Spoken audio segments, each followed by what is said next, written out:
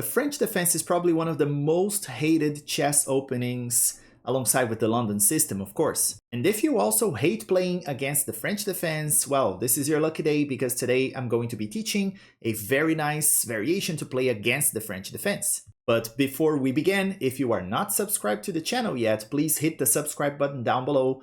I'm Victor, this is What the Fork Chess, and I post chess videos for improvement pretty much every day, so make sure to subscribe. But enough talk, let's talk about the opening. So, of course, when you play e4 just like me and you face e6, probably this is one of the most hated defenses that white can face against 1e4. I play the French defense myself, but I don't like facing it. But I have my openings, my variations, and my weapons against it.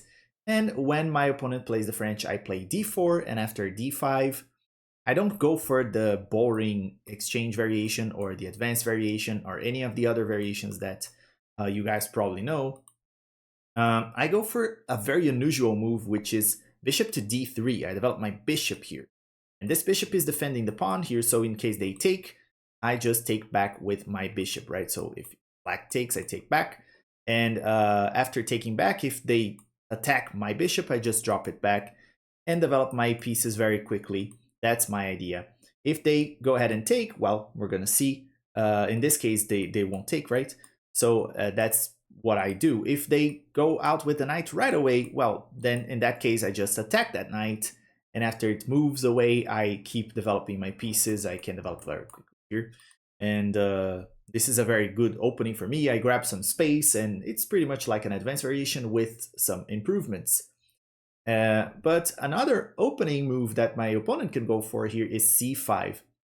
There's a name for this variation, by the way. I can't pronounce the name of this. Schlechter. I have no idea how to pronounce that. So if you know how to pronounce that correctly, please post down in the comments what is the right way to pronounce this variation's name. So my opponent went for c5, which is one of the most common opening moves in this case here. Like I said before, if they go out with the knight, you just attack it and develop very quickly. If they just take your pawn, you take back with your bishop. And if they attack the bishop, you just drop back, develop your knight, and castle very quickly. Easy gameplay here. So if they go out with the pawn to c5, in this case, you are going to take their central pawn. You're not going to take this pawn. You're going to take the central pawn. So e takes d5. And here I branched some variations because your opponent can take back multiple ways. They can actually do, they can take back with the pawn or with the queen, or they can take the other pawn right here. My opponent went for that, but we're going to cover that later. If your opponent goes for this recapture right here, well, this is pretty good for you. What you're going to do is you're going to take the other pawn now, and then after bishop takes back, you develop your knight and castle very quickly. This is a very simple game plan. You can go ahead and keep developing with your knight. Okay, oh, you can bring your knight over here. You can bring your rooks, develop this bishop, bring your rooks to the center.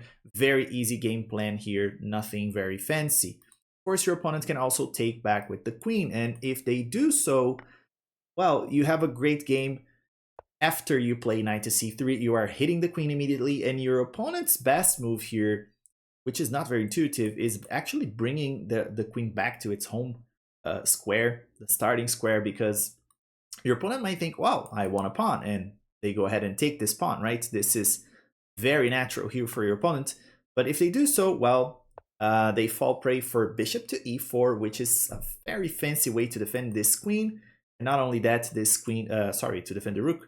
And not only that, this queen is actually trapped. There are no squares for the queen to go to. Their best bet is actually taking the bishop here.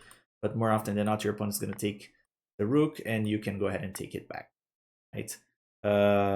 Why do I say taking the bishop? Because this is going to force you to take back with the knight, and then they can maybe take this pawn in some variation. So actually, this is pretty bad for black, so they shouldn't go for that. They can also try to take this pawn. They think this pawn is hanging as well. So if they go for that, well, in that case, you play knight to b5.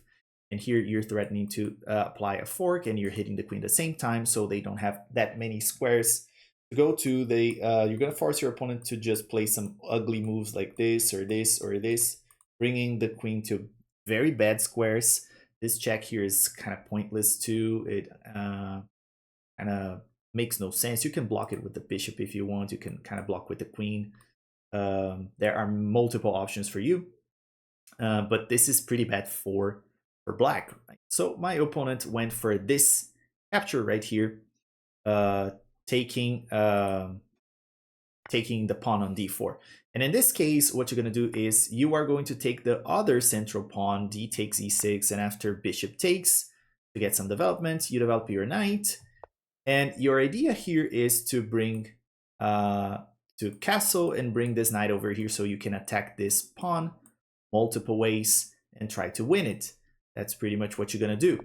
So here I went knight b to d2 to bring my knight over here and hit this pawn, and to castle as well. That's my game plan.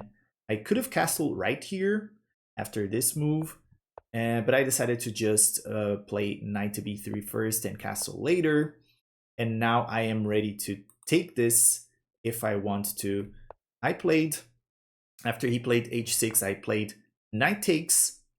And here my opponent, probably not very familiar with this line, and this is the advantage you have, right? If you are playing a line that you know and your opponent don't, well, in that case you have the upper hand, right? Because you know more theory, and it's not really good here. I'm already winning. According to the engine, it's +2 for white.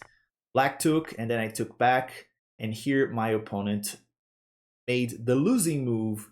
They thought they could take this knight because it's hanging, right? It's undefended, right? But it's actually a bait if your opponent takes, which was what my opponent did in a blitz game. Of course, very, very quick time control.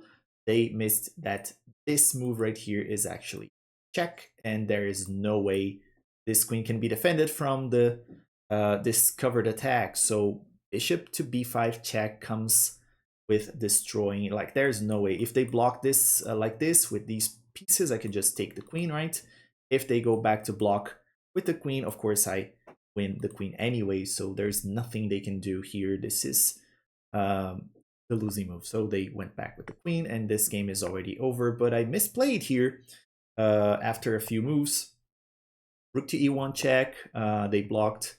Then I played b3, the idea of developing this bishop and trading for the knight. So I'm up material, trading is good for me.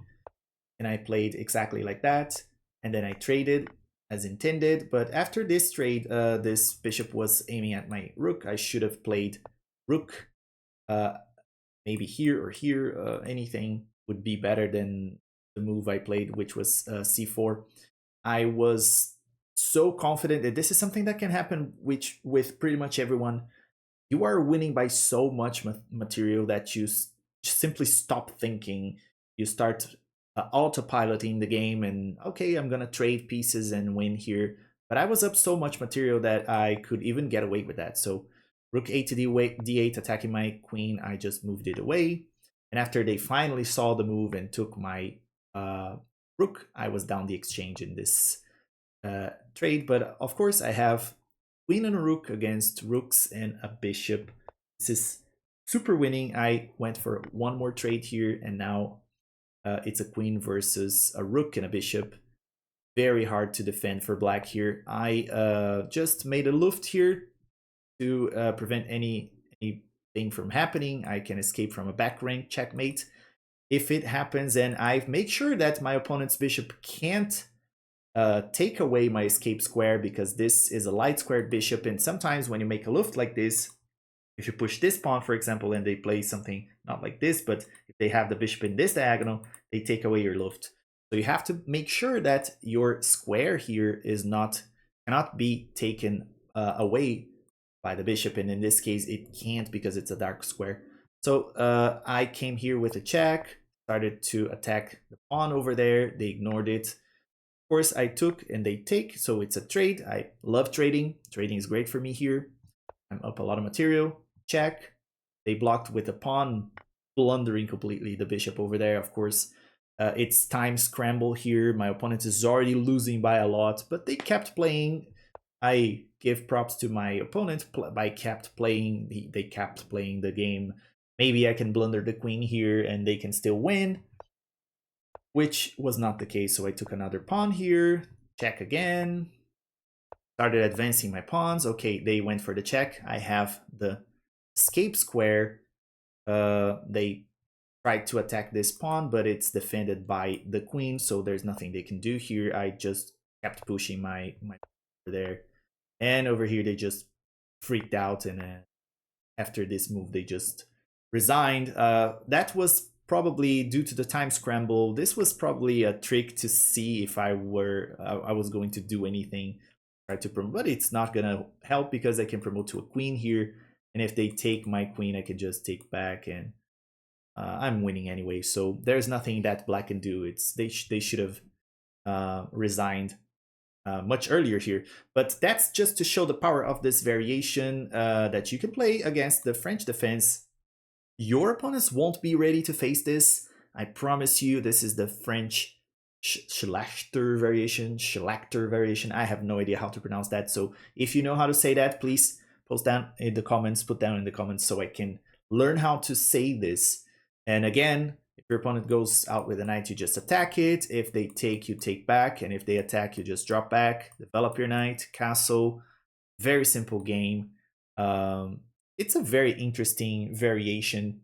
And most of your French defense opponents won't know how to react against it. So if you like this video, please leave a like. Don't forget to leave a like. Please hit the like button.